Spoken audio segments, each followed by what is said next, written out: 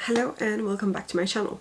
Today I'm going to be doing another one of those I read 3 of the same genre videos, and this one is going to be about the horror genre.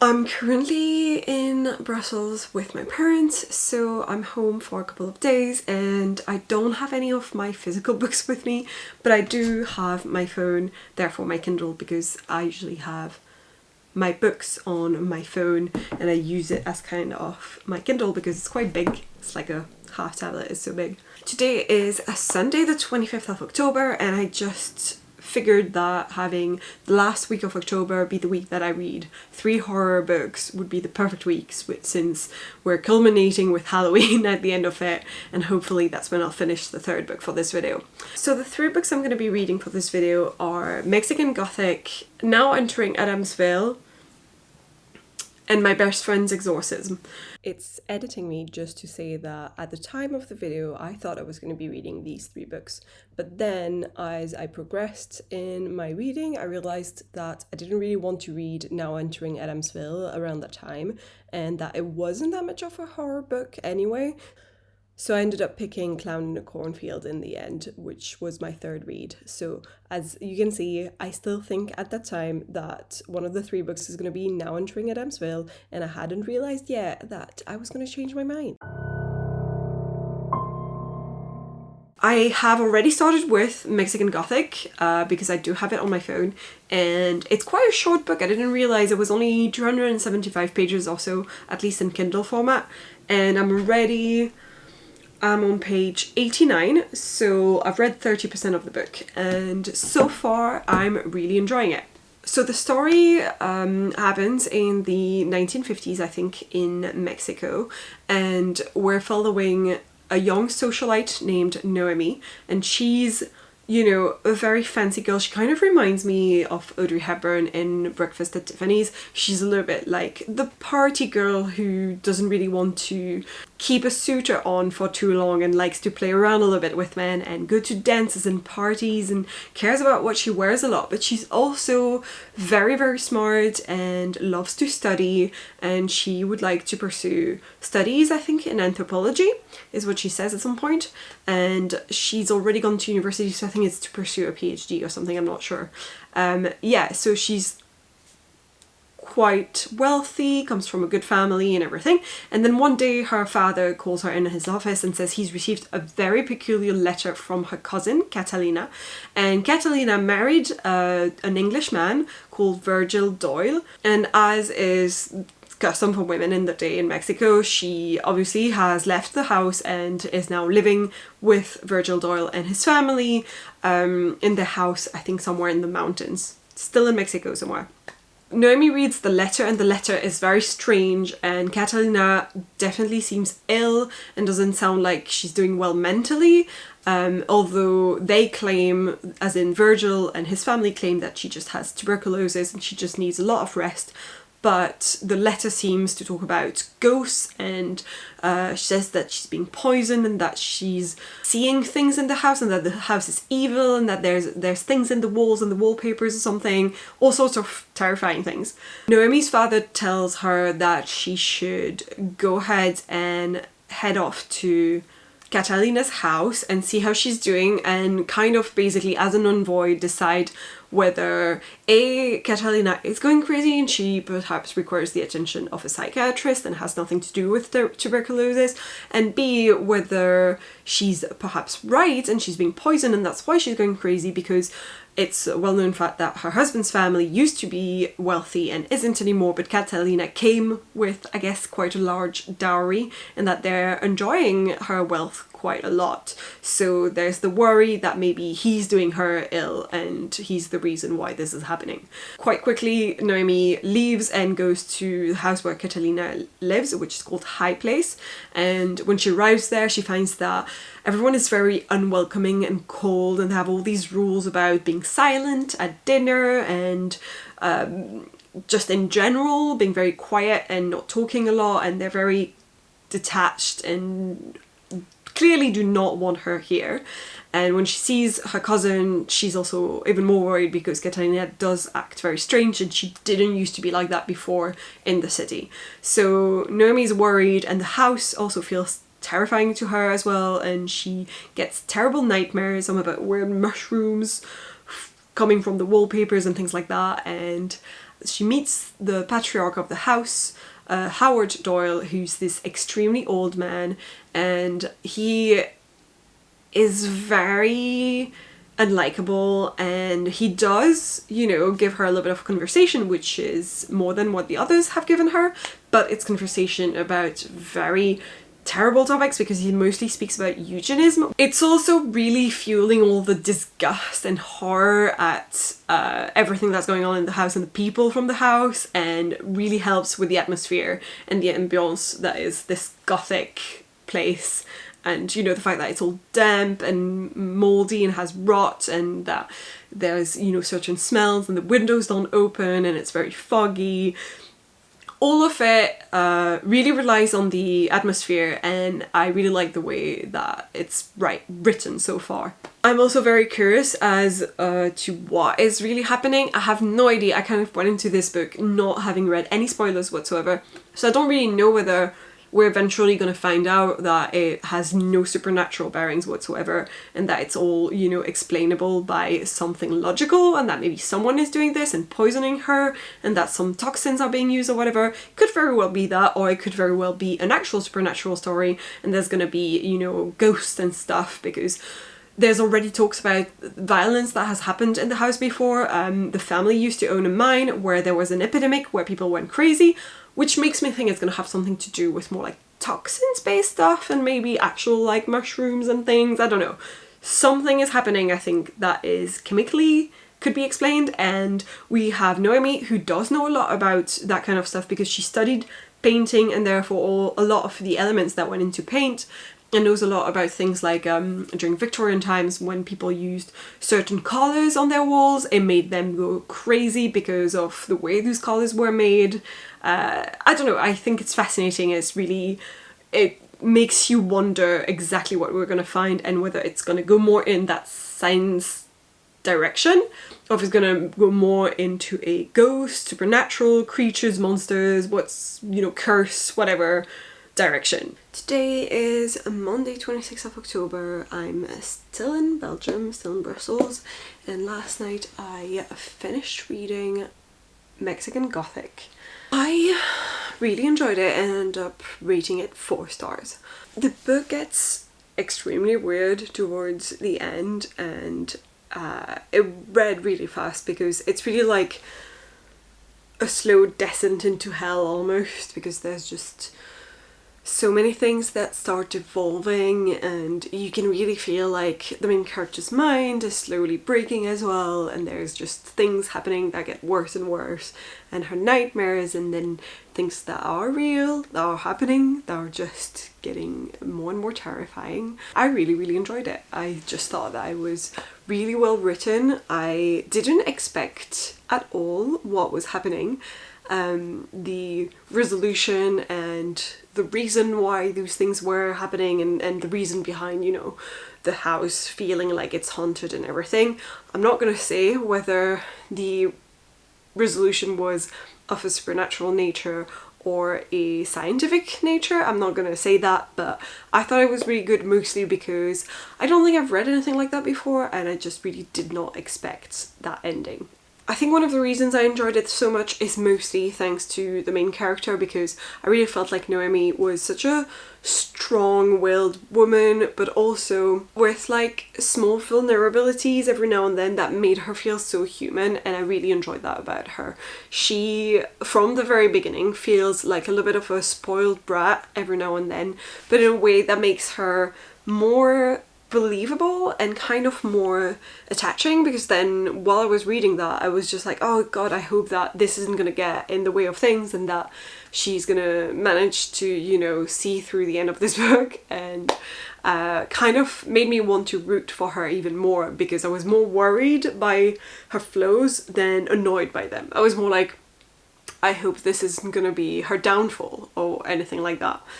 My only issue with the book, and the only reason I wouldn't put it at a 5-star for me, is mainly that it lacked a bit of an epilogue.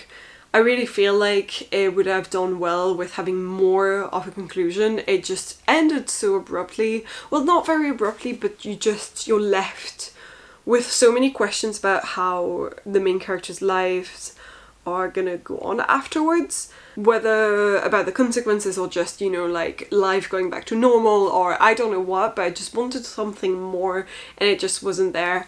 And I can see how difficult it is sometimes to write that well, so I understand why a lot of authors stay away from it and don't try to do it. We've all seen what happened with J.K. Rowling's Harry Potter in the last book and the last scenes. That felt like some bad written fanfiction, but yeah, it just felt like it needed just a little bit extra and I would have been feeling so much more satisfied. That's the thing, is just it left me a little bit hungry for more, and I feel like if I had had that, I would have felt so much more satisfaction at the end, and that's the only thing that I was really missing from this book. I didn't think, because obviously this is a video where I'm reading 3 horror books, and I didn't feel particularly scared during it. I felt slightly unnerved, mostly because I read it in one day, so I really went through the emotions and the downhill slope that Noemi is going through, and, you know, like going from where she's up there at the beginning towards the end and how it goes on in the house. Just, you know, really felt like I was going through it with her, but none of it felt horrifying or terrifying. Instead of feeling horrifying, it felt horrific, like just like a very awful experience, but not a super scary experience to me. And since I'm there and I have already started it, let me talk to you about my best friend's exorcism. So I have now started reading My Best Friend Exorcism, which is the second book I'm going to be reading for this video. So it's a book written by Grady Hendrix. I also own another one from him, which is The Southern Book Club's Guide to Slaying Vampires. I haven't read this one either, but I do know it's also horror, and I have a friend who's currently reading Horror Store, which is kind of based around IKEA, and like it's something horrifying happening in an IKEA store. I don't know the details of it, but it sounds quite fun. I might buy that one as well. This one, My Best Friend's Exorcism, tells the story of 2 friends, Abby and Gretchen, who, you know, they become friends from like 10-year-olds, and then when they're like teenagers, I'm not quite sure how old they are in this, I think they're obviously still in high school, so probably 16 or something.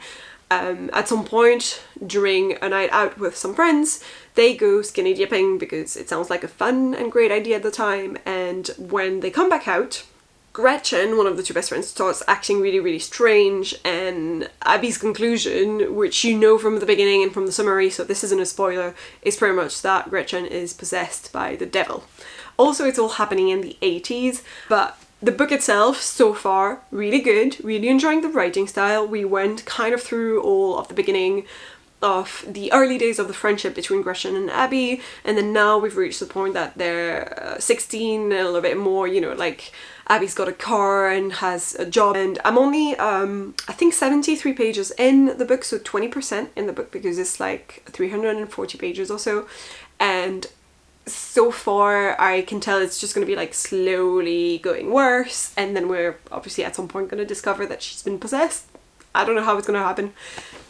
I don't think there's going to be loads of twists and turns in this book. I think the outcome is pretty obvious, but especially as the very first chapter is from the point of view of a grown-up Abby, so clearly Abby survived everything and is okay and is an adult and all that jazz. When she starts introducing the topic and starts reminiscing, she's like, it says something along the lines of, and then she starts remembering the days when Gretchen got possessed by the devil. So it's very clear what's gonna happen. I don't think it's gonna be any big surprises or anything, but I am still really excited to read it. I think the writing style so far is very flowy and easy to read, and something that I really enjoy. So far I'm into it, and I think I'm going to enjoy that book greatly.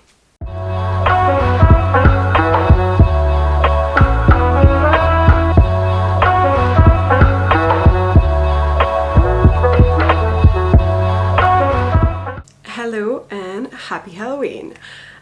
Yes, today is the 31st of October, it is Saturday, and I have just finished reading this book. It took me a while, I'm back home in London.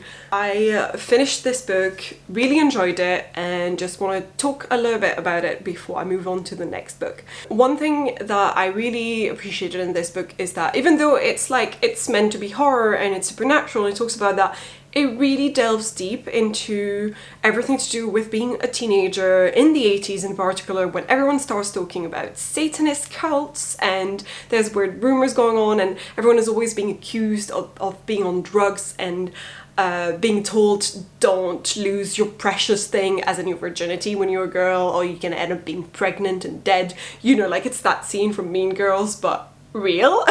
Don't have sex, because you will get pregnant and die. I don't know how real it is in the 80s in the US, but it feels as though you're plunged into that world, and how hard it is just to, you know, be a teenager in that kind of world.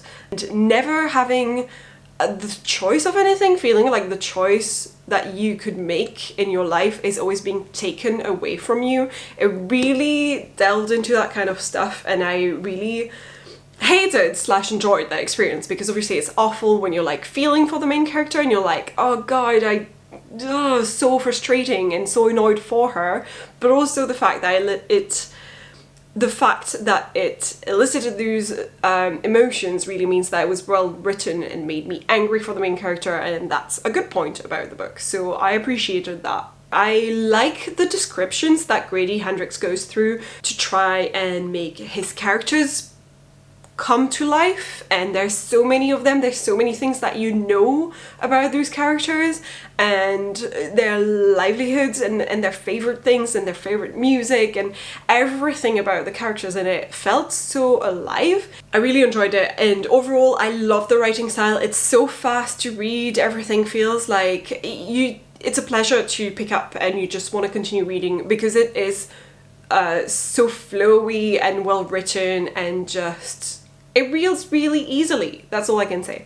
The one thing that I can say against this book, and the reason why I'm rating it 4 stars and not 5, is because I wasn't scared. Like, I thought I was picking up horror, and I'd say Mexican Gothic, I was unnerved by the end of it, and I felt tension. Like, it was building up, and I could tell it was on purpose. There was a slow build of tension.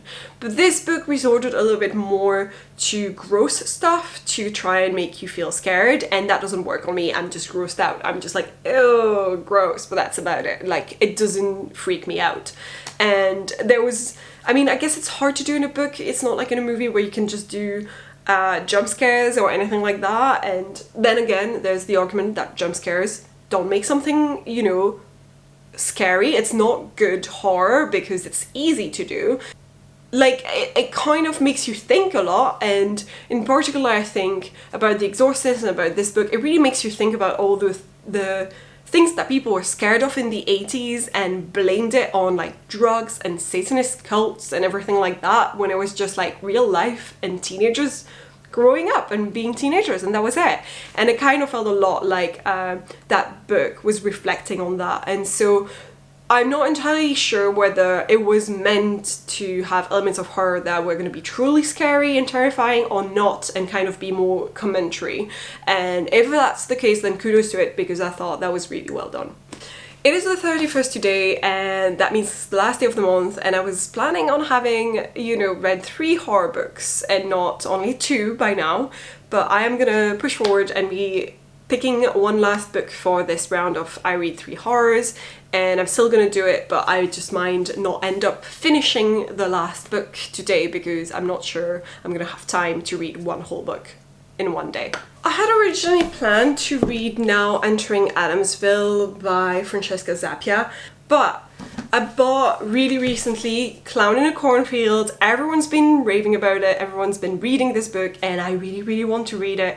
I think maybe it's, you know, my problem as a mood reader is that I can't force myself to get into a book that I'm like, I'm just not in the mood for it right now. And I think the one I'm in the mood for right now is Clown in a Cornfield. So I've now reached about 100 pages into Clown in a Cornfield that for some reason I keep calling Corn in a Cornfield, which, I mean, yes, you will find corn in a fucking cornfield, so I'm an idiot. Anyway, so far I'm liking it a lot. It's not super well written, like the writing style does flow quite nicely and it's fast and easy, but there are some moments where I feel like it's a little bit gauche and a little bit strangely said, and I'm just not always convinced by the writing style, but I do overall enjoy it and it's not like a huge issue while I'm reading the book. What I am really liking though is definitely the story so far. So no one's been killed yet. Well, someone has been killed in the prologue, but no one has been killed by a crazy homicidal clown so far, and I'm expecting it to happen soon-ish. Basically, we follow Quinn, who just moved with her dad to this small town called Kettle Springs, and it's a very typical, exactly what you would imagine from a small town in farmland in America, at least from a European point of view, watching movies. I don't know why, but so far it's giving me massive Smallville vibes, probably because that's my main point of reference for that kind of stuff. So she moves there with her dad following the death of her mom, and the fact that there's a doctor who just left the town, and her dad is a doctor so he can take over the practice, so he gets a job and so he decides to move there with her. When they arrive, Quinn immediately falls in with a group of young people who are all in her class and are all the hippest and the coolest or whatever of the town, and we see in the prologue those exact same people witnessing the death of one of the characters' sister. And then as Quinn meets them a year later after the incident has happened, she makes the acquaintance of all those characters, including, I guess, the main people are Cole, who's the really cool kid, the leader of the gang, whatever, and he's also the son of, like, pretty much the guy who invested a lot of money in the town, and the guy before him and the guy before him, etc., who founded the town. So he's very much the founder of the town's descendant.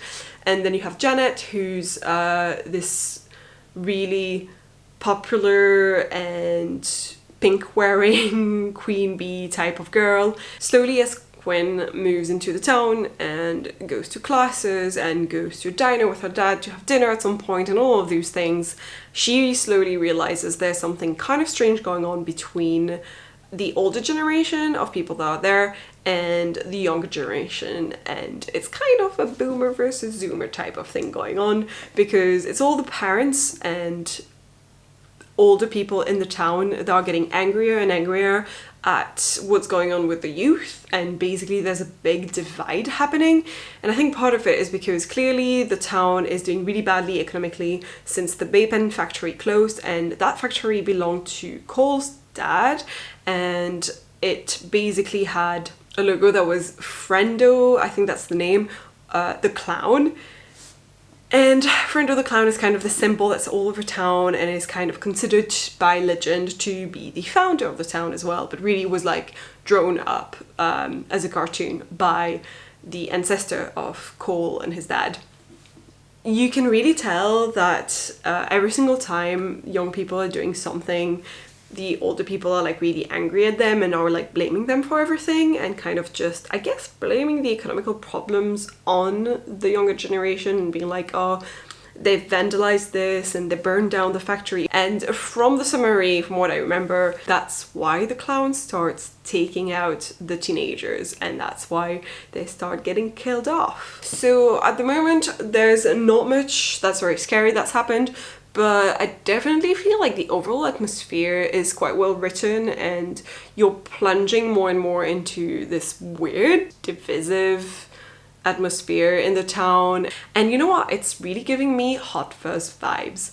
and all of those kind of movies where you have a weird small town where they have a town meeting and they discuss at the town meeting who they're gonna kill off next to keep the town the way it was. Great, because at some point the dad shows he got a flyer, I think from the sheriff, and it says make Kettle Springs great again. So this is clearly inspired by real events, I guess. So far I really like the fact that it's big on social commentary. Okay, so today is Wednesday, 4th of November, and yesterday I finished reading Clown in a Cornfield.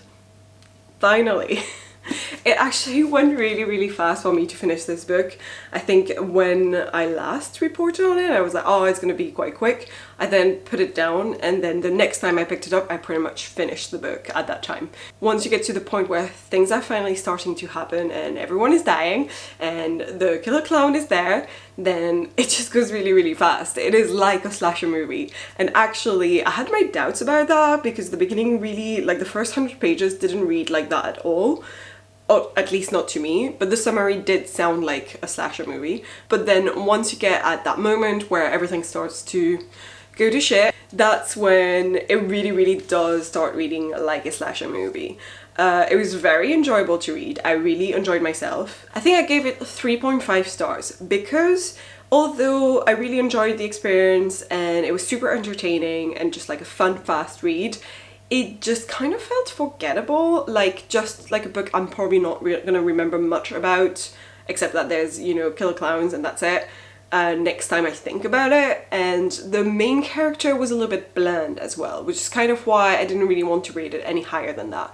Basically, all the other characters really felt like they should have been the main character, and the main character herself, her name is Quinn, she started off as just like the new girl, and then she stayed as that, just the new girl. And apart from that and the fact that her mom died, I know nothing else about her. I know that at some point she does rise up to the challenge of, you know, the killer and is able to be pretty badass about it, but that's not a personality trait. That's just, you know, an action, and it doesn't tell me much. It just felt as if the characters that were surrounding her, the other kids, the other teenagers in there, including some of the people who did die in the book, would have been so much better as the main character, so much more interesting, and a lot of their personalities and things we learned about them felt so much more developed to me than the main character. She just felt a little bit like a blank canvas to me, and that's the only reason why I don't really want to give it a 4-star, and it's still just a 3.5 star for me. That's the thing, is